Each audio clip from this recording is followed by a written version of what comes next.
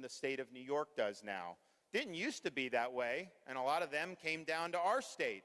You know, when we started getting a lot of flood with COVID, I would have, I mean, look, I didn't tell them to do this, but these are people that support me. They would go to the supermarket, they would look for New York license plates, they would put a flyer in the windshield and say, don't vote down here like they vote up there. And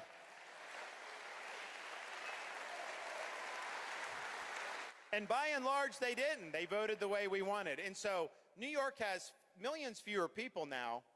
Their budget is twice the size of the state of Florida's budget. And yet we have better infrastructure, we have better services, and we have higher performing education. So where is that money going? Don't tell me you can't run government better than how they're running it in Washington, D.C. So we will lean in on that.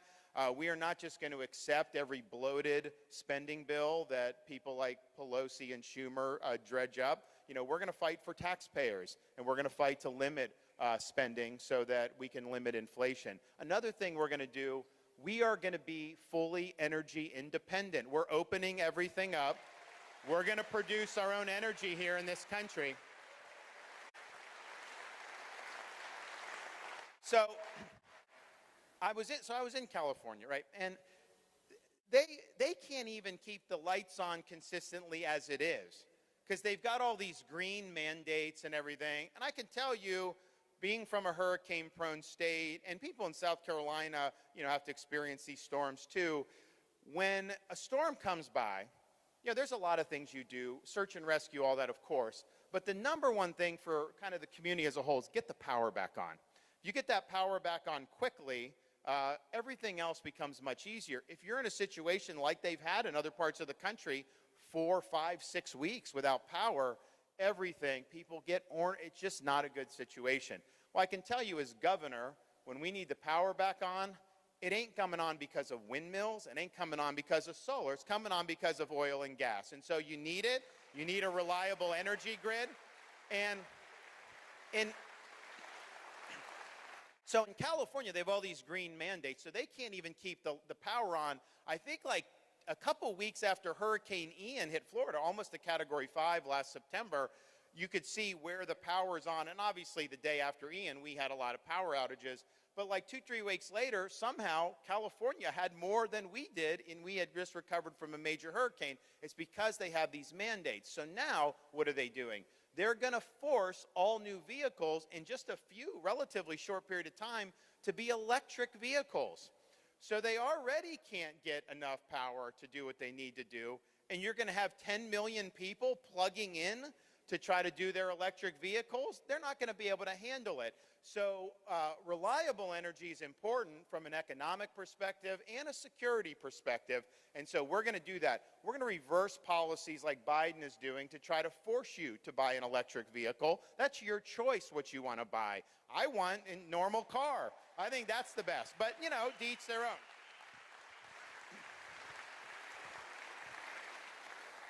We're also going to recognize the threat posed by the Communist Party of China. And there's a variety of threats, clearly as a matter of national security. When you have a country that wants to put an eavesdropping center and/or a military outpost in Cuba, 90 miles off our shores, that's something you take seriously. It's not something Biden's taking seriously. Did you hear what he said the other day? Oh, don't worry about China. We don't care about China. And that's not the right attitude to have. From a national security perspective, they are a threat. And there's a bunch of stuff we'll do, and I'll talk some about that. From a society perspective, they have a lot of influence over our society. In Florida, we've acted to combat that. We banned Confucius institutes from our universities and our colleges. They put these institutes in, and they use it to spread propaganda, Communist Party propaganda. And so that has no place in our society. That should be done nationwide. We've also prohibited the purchase of land in Florida by the CCP and related entities. Farmland, none of that stuff. Why would we want them involved in our food supply? It's an issue of economics and security, but the national security, kind of their influence they wield, they're able to do this stuff because we as a country have become so dependent on them in terms of economics. And we don't have economic sovereignty from them. We need to do it. We have really important things that we need for the security of this country that we rely on China for. Provisions for nuclear weapons come from China. A lot of our defense stuff comes from China. When COVID hit, all the medical stuff came from China. That is not, the microchips, all this stuff, that is not good for our economic security or national security. And so we need to start doing more of that here in this country. And they're good jobs. It'll be good for our security, and it'll be great to have a stronger industrial base. And so we want to build a stronger industrial base. Part of it is U.S. policy has benefited for many decades kind of information technology companies, the Googles and the Facebooks and all that. And look, they have a role, but man, I would much rather have advanced manufacturing and advanced industry, a tax system and a regulatory system that's trying to foster that. So that's what we're going to do, and I think it's going to be very important. And part of what you do with that is recognize, like we have in Florida, a 4-year degree from a traditional brick and ivy university is one way you can be successful. It is not the only way you can be successful, and it's not the best way for a lot of people. So we believe in the value of workforce education. We believe in the value of vocational education. In Florida, we start in middle school now. I just signed legislation. We're getting it in middle school. High schools, kids can get certified in things that are really pertinent for industry, like aviation mechanics. You can graduate. Elon Musk's company has hired people to the Space Coast of Florida right out of high school. We have done a lot in logistics because we've got ports and we need truck drivers. When I became governor, Florida produced about 500 truck drivers a year. We're now producing 3,500 truck drivers a year because we've invested in these programs. And so I did education because I was a blue collar kid. I started working minimum wage jobs, put myself through school. I thought, if I get education, it will help me open doors. And, I took out loans and all that stuff, ended up volunteering for the Navy and made less than probably every single one of my classmates made. But, duty calls, so I was happy to serve. And so we did that. But, I look back and I think, okay, that may have worked for me. But how many other kids my age were told, you won't be successful unless you get some piece of paper? So they go to some university, they go $100,000 in debt, and their degree's in zombie studies. Well, guess what? A lot of times you end up working at a job you could have at a high school anyways. And so if that's really what you want to do, that's fine. But I think a lot of people were pushed in that direction, and it's almost like they're looking down on people who went and got concrete skills. You're not any better than anyone because you have that 4-year degree. And so let's just understand there's more than one pathway. And I think there's a lot we can do to elevate the importance of workforce education. Lord knows we pump a lot of money into these universities. And you know what they do when they do the debt, when they do the loans? The universities raise tuition and pocket the increased federal aid. And what do they do with the increased tuition coming in? Are they making the school better? No, they're putting it into administrative bloat most of the time and just hiring more people that aren't affecting the quality education. So that's not what we want. We don't want people with that debt millstone around their neck. Incidentally, in Florida, we don't let our universities raise tuition. So it's about $6,400 in state for tuition at the University of Florida, Florida State, and all those places, and we're holding the line on that. Our view is you guys deliver an education that's affordable. I don't want anyone to have to be deep in debt just to get a college degree. So we're on that as well.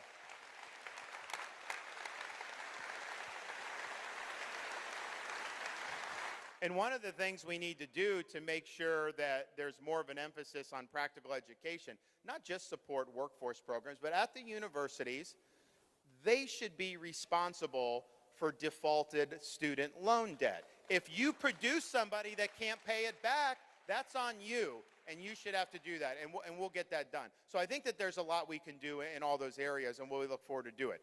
The other thing that we will do starting on day one is that I pledge to be the president that finally brings the issue of our southern border to a conclusion, to an end.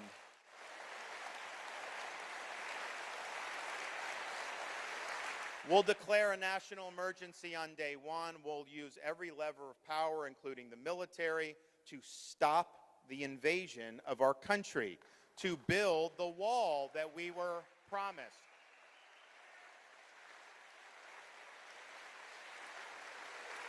And we'll hold Mexico accountable for what they've let go on. And you can be sure we're going to hold the drug cartels accountable for the carnage that they've caused in this country with the fentanyl coming in. The party is over when we get in on January 20th, 2025. And it's important that we do that. And look, you see the problems.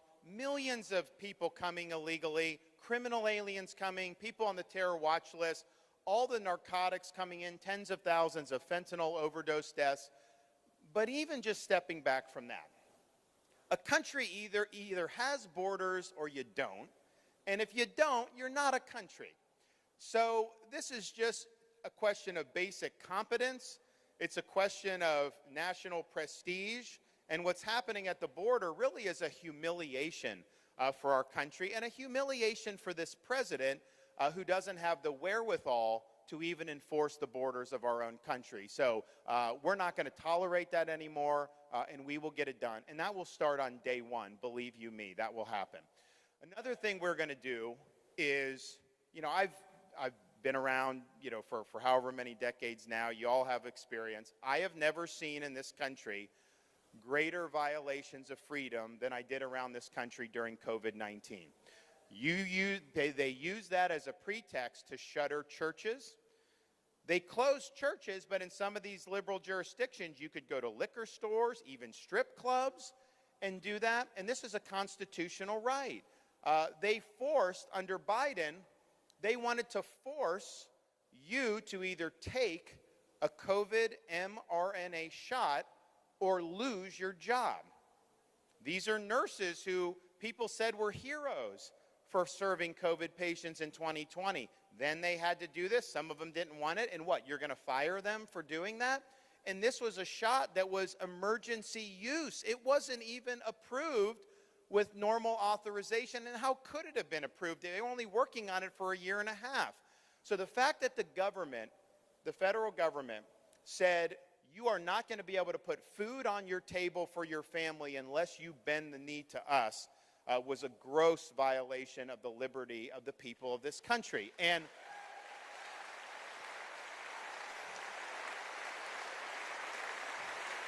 the hysteria was bad. The hysteria was bad. And all I can tell you this in Florida is, as a leader, when you're there, the buck stops with you.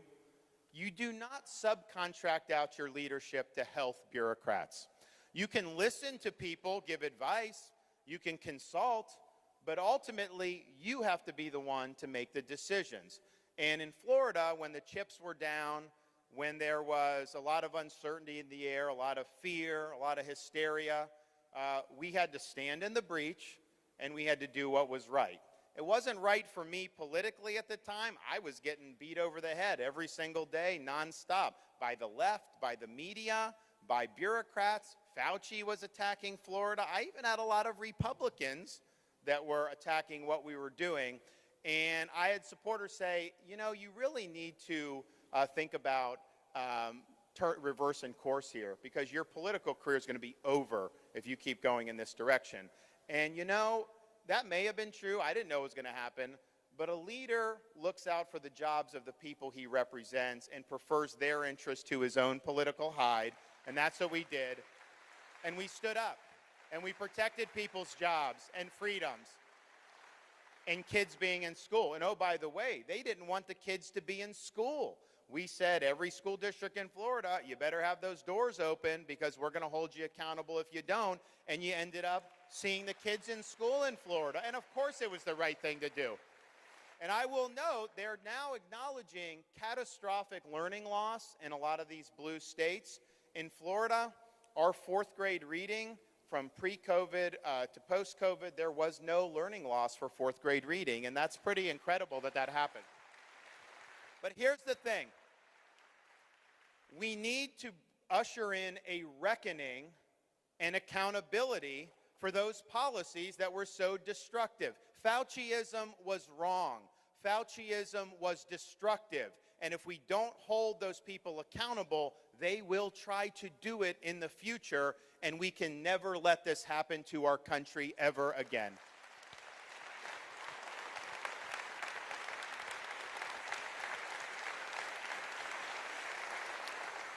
I mentioned that truth needs to be our foundation, and I think one of the biggest threats to truth is the woke mind virus and woke ideology.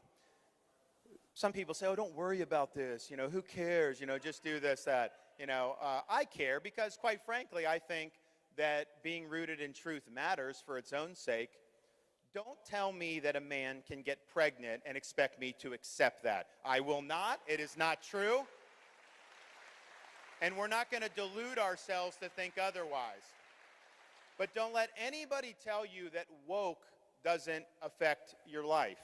If woke is able to take over our economy through things like ESG, where they use corporations to do a political agenda, attack energy, all these things, the average American family will be poorer as a result of that policy choice. If we allow woke to take over the education system like it has in some parts of the country, the average American student will be dumber as a result of that. And if we allow woke to take over the criminal justice system like we've seen in San Francisco, Los Angeles, these other places, the average American will be less safe in their communities. And so this is fundamental.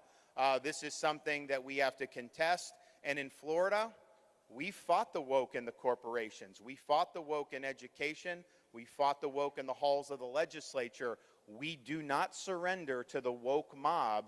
We've made our state the place where woke goes to die.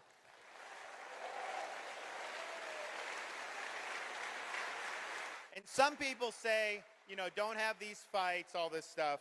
So we had a situation in Florida where we're like, our education system's going to be about teaching students to learn, not about indoctrinating students with ideological agenda. And we're going to draw that line in the sand. And so we've done things like, eliminate CRT. We did things like, say, no gender ideology in these schools, particularly for these young kids. To tell a first grader that they were born in the wrong body or that their gender's a choice is wrong. It has no place in our schools, and it's not fair to parents, and it's not fair to kids. So we were very clear on that. Now, the parents in Florida really appreciate that, and not just Republicans, okay? Because parents want their kids going, learning. These other issues should not be imposed, and so that we had broad support there. But the left didn't like it. The media didn't like it. And we actually had a business in Central Florida, some of you may have heard of, that didn't like it, called Disney. But I took an oath to support and defend the Constitution and the people of the state of Florida. I don't delegate my leadership to a woke corporation based in Burbank, California. We don't back down. We do what's right. People told me you can't stand up to them because they're too powerful, because then they've run Florida for really 60 years, that you're not going to win that fight if you stand your ground. Well, here I stand. I have not backed down an inch. We're standing for our kids. And I have Republicans. Some of these Republicans are attacking me for siding with the youth and the parents, and they're siding with Disney and the ideological agenda. Well, here's the deal. I oppose the sexualization of minors. I will do battle with anybody that seeks to rob our children of their innocence, and there will not be any compromise on those principles. Here we stand. We'll get that done.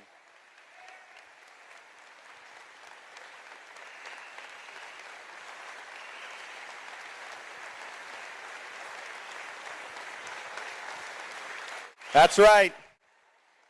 Stand your ground. Don't back down.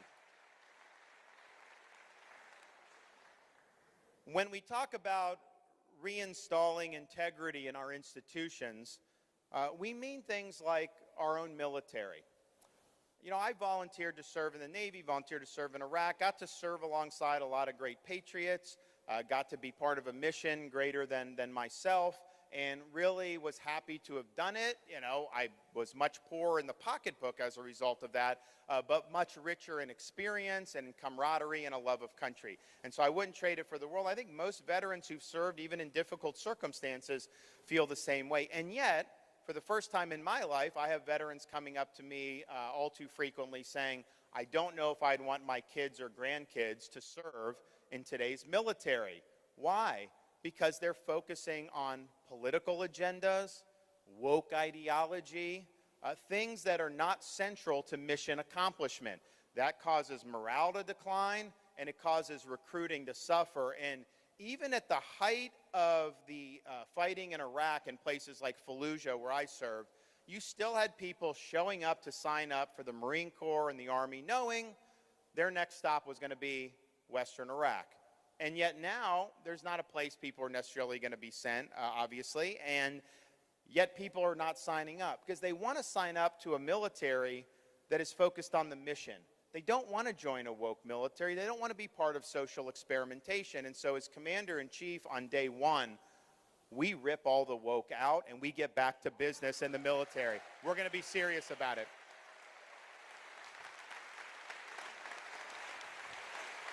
We'll get it done. We'll get it done. We'll get it done. And another part of integrity in institutions is we need to reconstitutionalize this federal government. It's out of control. Our founders created 3 branches of government. They did not create in our Constitution a 4th branch of government, an administrative state that is unaccountable to the American people, but that is what has developed. You have a lot of the most important things in our society, what kind of energy you can use, what kind of cars you can drive, are decided not by your elected representatives in Congress, but by nameless, faceless bureaucrats imposing rules on society.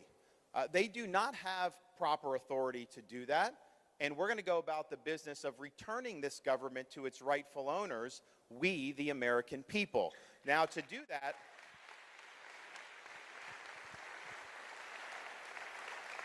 we have to recognize, so we look at things like the weaponization of government.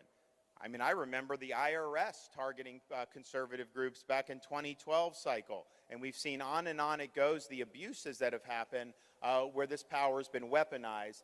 This is not anything the founders would have thought to be remarkable. They would have predicted exactly what's happening. If you don't have power held accountable, then human nature being what it is, they are going to abuse the power. That is just government 101 for people like James Madison and Alexander Hamilton. So we need a new era of accountability with these agencies in D.C., and we will bring that on day one with me. You'll have a new FBI director. You're going to have the Justice Department cleaned out. We're going to be reducing the footprint in Washington, D.C. We're going to be issuing an edict to all cabinet secretaries to reduce the footprint of their agencies in Washington, D.C. by at least 50%. Fire people, attrition, send them to Dubuque, whatever you want to do, but we have too much consolidation of power in Washington, D.C., and we need to do something about it. And the way I view it is this. For far too long, this bureaucracy has imposed its will on us. It's about time we impose our will on it, and that's what we're going to do. Now, none of this matters. It's all good, and there's going to be so much more we're going to do. None of this matters if you don't win. There's no substitute for victory. And we've been blowing elections. We've developed almost a culture of losing where we lose winnable elections all across this country. We have 49 Republican U.S. senators. We should have 55 Republican U.S. senators right now. And if we did, we would be trillions of dollars less in debt as a result of that and wouldn't have had a lot of other catastrophic policies be enacted under Biden. And so we're not getting a mulligan on 2024. We're either going to do it or we are going to suffer the consequences, because if the Democrats get in again, they're going to pack the U.S. Supreme Court with liberal activist justices, erasing the conservative majority for the rest of our life. They're going to make Washington, D.C. a state. They're going to eliminate the Electoral College, and they are going to eliminate voter ID in every corner of this country. Now, that's not an agenda that's appealing to the desires of the average American family over their dinner table. They're worried about crime and groceries and all these things. No, it's an agenda where they're playing for keeps. They want to hold power, and they don't want us to have a say in the affairs of the government, and that's what they're going for. And so I think the stakes are very, very high, and it's incumbent upon us to rise to the challenge. And so that's exactly what we're going to do. President Reagan said, freedom's one generation away from extinction. It's not passed along in the bloodstream. And I used to think that was a little bit of an exaggeration. After all, we have a constitution. We have freedom in our DNA. Could we really lose it? But I think you've lived through these last many years. You appreciate freedom is fragile. Freedom is not something that we can take for granted. So we have an obligation to be a generation at this moment of need to step up and get the job done. And I'm motivated to do it because my wife and I have 6, 5, and 3-year-olds that we want them to be able to have great opportunities. Eventually we'll have grandkids, and I think you all feel the same way. But one of the things I'm motivated to do, and one of the reasons why I'm running, is we owe a debt to a lot of people who've come before us, who've sacrificed and given for this country. And I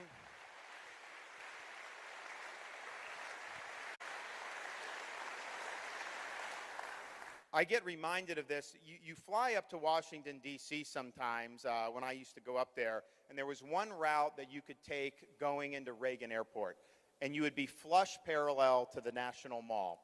And so if you looked out the left side of the plane, you would see, like, right there, Lincoln Memorial, Reflecting Pool, Washington Monument, all the way up on the hill, the beautiful U.S. Capitol building, and you feel a sense of pride for what those represent in terms of ideals of this country. And you feel good about it.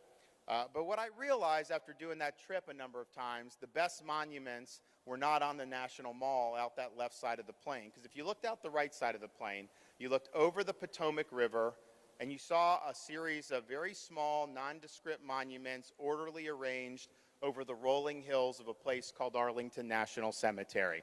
And it occurred to me that you could have the best Constitution in the world, you can have the best Declaration of Independence in the world, you can have great presidents and all these things. None of it goes on autopilot, and if you don't have people who are willing, when duty calls, to stand up, put on a uniform, risk their lives, and indeed give their lives for the cause of freedom, then none of that stuff's going to amount to very much. And so my motivation is making sure we're doing justice to those sacrifices of people through prior generations. It requires us to stand firm for truth.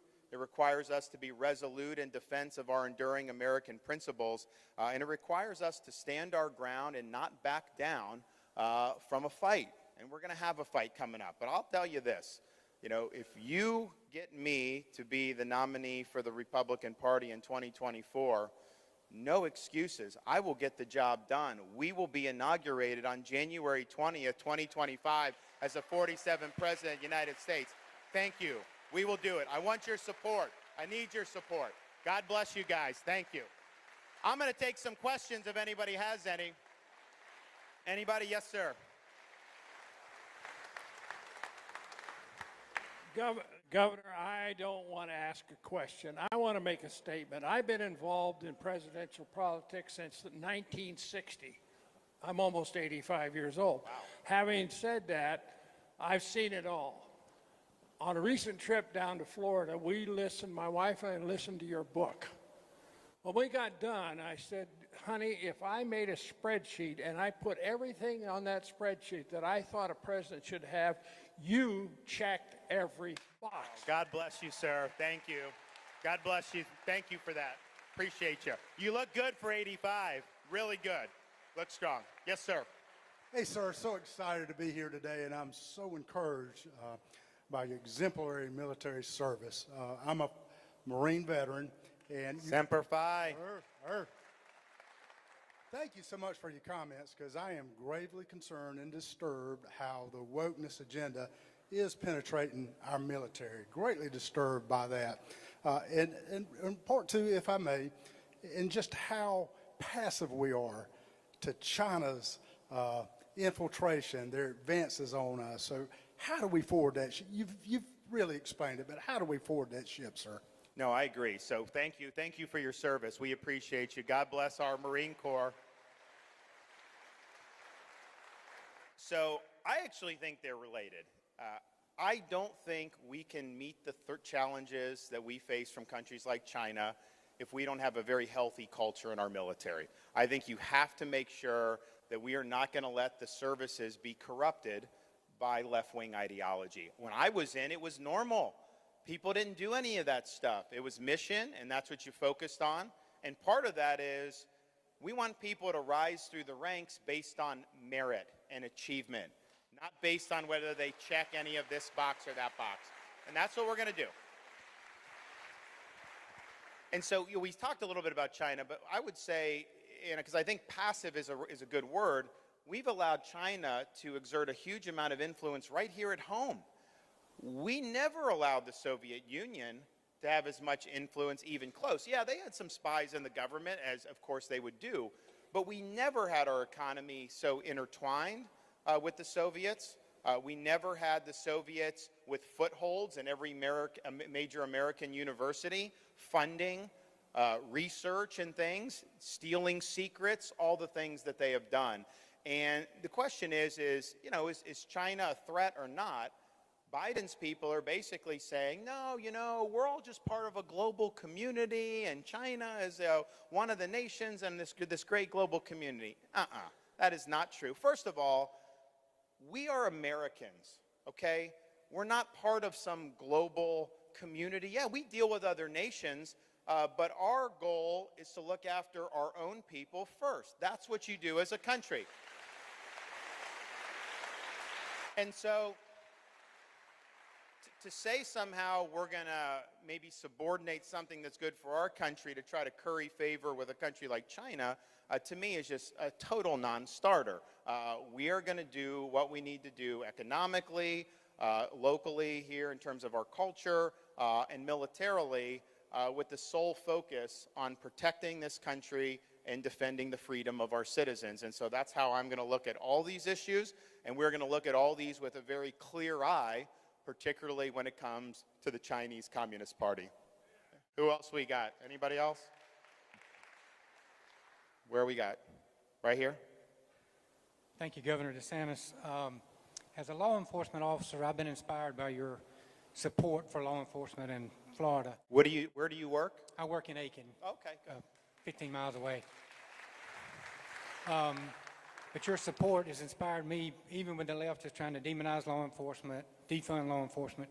Can you talk about your support for law enforcement as governor and then as president? How can you support local law enforcement officers that protect North Augusta, Aiken, Edgefield, the smaller communities? Thank you. What's your name? Hey, thank you for your service. We appreciate you very much. Well, I can tell you a lot of what we did in Florida. First of all, when you had the BLM riots, you never saw me marching against the police like these other politicians where we stood with the police from day one, because we recognize attacking people who wear the uniform is not going to make our communities safer, and it's very disrespectful for people that work so hard to serve our communities. But what we noticed was, okay, they're trying to defund law enforcement across this country. Now, we would never do that in state government, because, we have a Republican legislature, and you have me, and I would veto if they tried to do it, and our legislature wouldn't do it. But, a lot of the defund was on the local level. And yeah, Florida, we've kind of made it a red state, if you guys have been following recently, in terms of our success, and we're proud of that. But, any municipality could have like 3 bozos on the city commission that want to do something stupid, go on some ideological joyride and try to defund their law enforcement. And so we actually passed legislation that I signed that said local governments in Florida are not allowed to defund police. You take the money out, we're putting it back in, and we're keeping the cops on the street. I'm not going to let our citizens suffer because of your delusions. And so we were very strong on that. But then what we said was, okay, if other folks are defunding police, we're going to show support. So we've done, this year will be the third year in a row, we've done $1,000 bonuses for every sworn law enforcement officer and firefighter in the entire state of Florida. That's a lot of people. We're a big state. And the thing about it is, and we do because, you know, we understand taxes, so it's $1,000 in your pocket, so it ends up being like $1,300 and whatever. So we pay the taxes for you. But the thing is, and look, it's nice to have. $1,000 doesn't go as far as it used to with inflation and everything, so it isn't like these guys are going to be living high on the hog just from that bonus. But what it was, they get a letter signed by me saying, thank you for your service, the state of Florida has your back. And it wasn't about the money, it was about knowing that they were appreciated in this state. And I know that that's something that is spread because when I was in California, I was talking with one of the police chiefs in one of the local communities, and I say, how's things going? They're like, oh, we're getting along. I was like, really? He was like, well, you know, all our police officers want to move to Florida now because of all you're doing. And part of what we do, if you move to Florida from another state, you get a $5,000 signing bonus right off the top. And so New York, San Francisco, it's very enticing to come, and we need to do it. So as president, I don't want to have the federal government micromanaging how you do your job. There's some on the left that want to handicap what you can do as a police officer. I think that's a huge mistake. That's not something that I would want to do. But, you know, we can provide positive support, and there are different programs and stuff, but I think the bully pulpit, to have the president come out and not indulge in any of the nonsense. You know, some of the stuff when Obama was president, he would take the side against the police, and things like Ferguson, they would say, hands up, don't shoot. That was false. That never happened. They did an investigation. Even Eric Holder had to say that it wasn't true. And so what I think happens is that particularly the corporate media, they want to do narratives, and they want to do anti-police narratives. And so if there's any type of an incident, they are going to try to take that and run with it in a way that is very divisive and oftentimes is just factually not true. I mean, there was one instance of self-defense where, you know, you had someone coming after somebody else and the police officer engaged because I think she had a knife or something. And some of the news stations would play and they would edit out the fact that the assailant had a knife and acting like it was just like shooting an innocent person. So they have an agenda, and it's hostile to law enforcement. And, you know, as governor, I go out, I have a platform, I can speak the truth. The fact that I'm in San Francisco and I have cops coming up to me thanking me, it shows that the truth resonates. People want to hear the truth. They want you to cut through the noise. And as president, you know, you have the biggest bully pulpit of all, and we will use that to promote law and order all across this country. You can take that to the bank. Who else we got back here? Hello, Governor. Is that the you? Yeah, yes. I have visited Florida twice last year, and I'm a resident of Augusta. I want to say, can you promote the Bright Line more nationally, the high-speed rail? Okay, yeah. Did you take it? Yes. Okay, and what's your name? Santonio Hobbs. Okay, so and you took it in Miami, Palm Beach, where? Yeah, Miami to West Palm. Okay, good. Yes. I want to say, can you promote that more? Because, I mean, rail in the South, I mean, that's amazing. That's a great start. And I just love it. Oh, good. Yeah, you know, people love it. Interesting thing. So this is a high-speed train in Florida, but not funded by the taxpayers. It's privately funded. They have it from Miami, Fort Lauderdale, West Palm. It's going to soon open into Orlando. They're eventually going to connect it to Tampa. And so my view is in California, they've sunk like tens of billions of dollars into like a failed high-speed rail.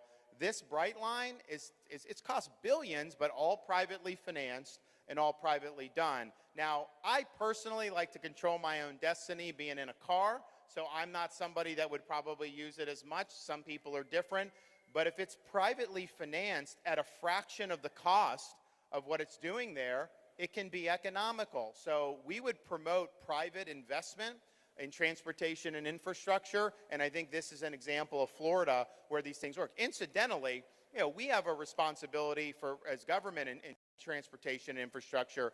We had Hurricane Ian come through the state of Florida in the end of September. and it did a lot of damage, and I had mentioned with the power, and that was a challenge. But probably the biggest challenge was the search and rescue, which we had great response. But then the next morning, or the afternoon, next morning you go out, there was a bridge going to Pine Island that got destroyed. And then the causeway going to Sanibel was severed in 3 places. And so these folks are being told 6 months, get off those islands, you're not going to be able to get back. And it wasn't state roads or bridges, but they came to me and asked for help. Governor, can you help us? And I'm like, of course I'm going to help you. You know, some people don't like getting involved because the minute you take ownership, if it doesn't go well, people blame you. But I'm like, no, we're going to do it. So I got my guys together. I said, listen, no bureaucracy, no red tape, and no excuses. I am not waiting months. I want this done as soon as possible. So we accepted the job for the Pine Island Bridge. They didn't wait months. The bridge was constructed in 3 days. And then we did Sanibel Causeway in 2 weeks, 3 different breaks that we did. And so it just shows you, you can always find excuses why you can't do something. I think the job of a leader is to figure out a way to do something. And so we'll be very active in terms of our infrastructure. Like, we should be able to permit a pipeline for natural gas and not take 3 years to do it. We used to be able to build things, build the Golden Gate Bridge, Empire State Building. Now it would take 20 years to probably even break ground on some of this stuff. It's just that crazy. So we want to get America moving again on that, and that means we're going to be very tough on the bureaucrats, and we're going to make sure that they're working, and if they don't, they're fired. We're going to get rid of them. Okay, where else are we? Yes. Oh, yeah, of course. I think. So she asked about like nuclear power. Our aircraft carriers run on nuclear energy. I mean, I was actually stationed in Mayport, Florida when the John Kennedy got decommissioned. That was the last non-nuclear aircraft carrier that we have. It's very clean. What they're doing is they're increasingly coming up with ways where it can be a very small footprint, very, very safe. And I think you're going to start to see a lot of private capital flow into that. But the question is, for us, do we want to make it impossible for them to do it, or do we want to give them a pathway to do it? I think that you will see it become economical very, very soon. It's not economical now because of the way, partially because of the way the government treats. Yeah, exactly. So, okay, yes, ma'am. I think your wife is going to make a beautiful first lady. Amen to that. Amen to that. You don't got to convince me of that one. We got back here.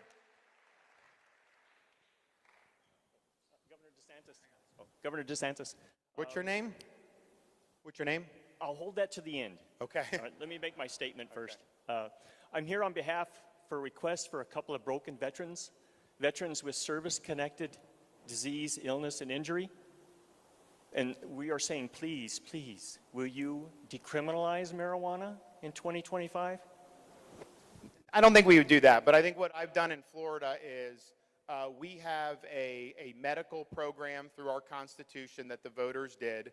And so the veterans who are in those situations in Florida, you know, they're actually allowed access. It's very controversial because obviously there's some people that abuse it and are using it recreationally. But I will say this, nationally, or even on the local level, you know, this stuff is very powerful now that they're putting on the street.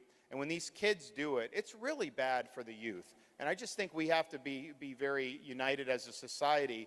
We want our kids to stay clear of drugs, and we don't want to do policies that's going to make it have easier access for them. You don't even know what they're putting in some of this stuff now because you have things like fentanyl that can wind up. And so if you do something with that, it could be good night right then and there. And you could die just by ingesting that. So I think that that's problematic. I think that we have too many people using drugs in this country right now. I think it hurts our workforce readiness. I think it hurts people's ability to prosper in life. And just from my experience growing up in the Tampa Bay area in Florida, the kids in high school that got involved in that I went with, you know, all suffered. All their activities, all their grades, and everything like that. So particularly for the youth, I just think we have to be united. Incidentally, my wife, the First Lady of Florida, she has a program where we go into the schools now And we've got athletes and people that have endorsed, and it's called Your Facts, Your Future, but it's explaining to these kids what are the stakes of using some of these drugs nowadays. And this is not something you want to mess around with. You don't know what they're putting in this stuff, and we need to educate the kids. Yeah, we're going to stop fentanyl or work, do the border, all that, and you got to fight the supply, put the dealers in prison for a long time, but you also got to work on demand, and you also have to work on treatment for people once they get addicted. And we've actually done that in Florida, too. We have an opioid recovery network that we started. We now have it in 17 counties. When people go in and they get the support they need, the relapse rate has been less than 10%, which is really, really good.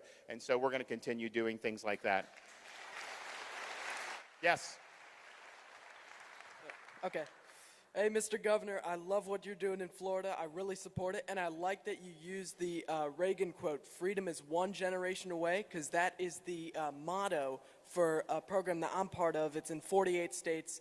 YMCA is Youth in Government. So my question is on civics and civic education. So many people who I know, they don't know about government. They don't know, if they can vote. They don't know who they're voting for. Would you support increased civic education as president?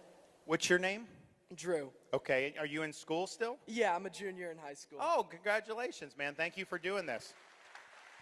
So, 100%. So we've done this in Florida. The headlines focus on things like, we're not having CRT in the school, and you shouldn't have it. I mean, it's an ideological agenda. But that's fine to say what you're against. What are you for? And so what we said in Florida, we're for education about the Constitution and the Bill of Rights and our founding principles, and in teaching students what it means to be an American. Why have people fought and died for this country or been willing to risk their lives for this country? And it's important. And so we've done a lot of things. So teachers now, so I said, okay, it's fine to have standards. We have great standards. You have to know the Constitution, the Federalist Papers, all this stuff, all really important. But you got to have teachers that have a passion for it and that are going to be strong in delivering the curriculum. And so we created a boot camp for teachers in Florida where if you go through it, it's 50 hours. We got people from like Hillsdale College, all these places to offer lessons on this. So it's 50 hours, and it goes through everything. It'll go through the Enlightenment influences on the founding, Judeo-Christian tradition, anything you can think of, British common law. Like, you are getting every single influence that led to the formation of the United States of America in this 50-hour course. You go through the course, we give you a $3,000 bonus for going through the course. So it's voluntary. They don't have to do it, but we've provided a financial incentive to do it. Now, the media hated that we were doing this because these are not concepts that they want. But, the satisfaction rate of the course was almost 90% from all the teachers that went through it. So we've worked hard to do that, and we think it's important. We also now proctor a end of high school civics exam similar to an exam that naturalized immigrants have to do when they become citizens. And so we're not where we need to be in results yet, but this is a new thing. Just since I've been governor, we've done better in our civics performance. But here's why I think it's important. You can go on so many different paths when you leave our school system. But no matter what path you take, every single person we produce is going to be a citizen of this republic. And I think it's incumbent upon us to make sure that when they're graduating and going out in the real world, they're not just listless vessels, that they actually have a foundation of knowledge about the principles that have made this country unique. So that's an obligation we've taken on. That's something that's very good. And as president, we will promote that model nationwide, 100%. Okay.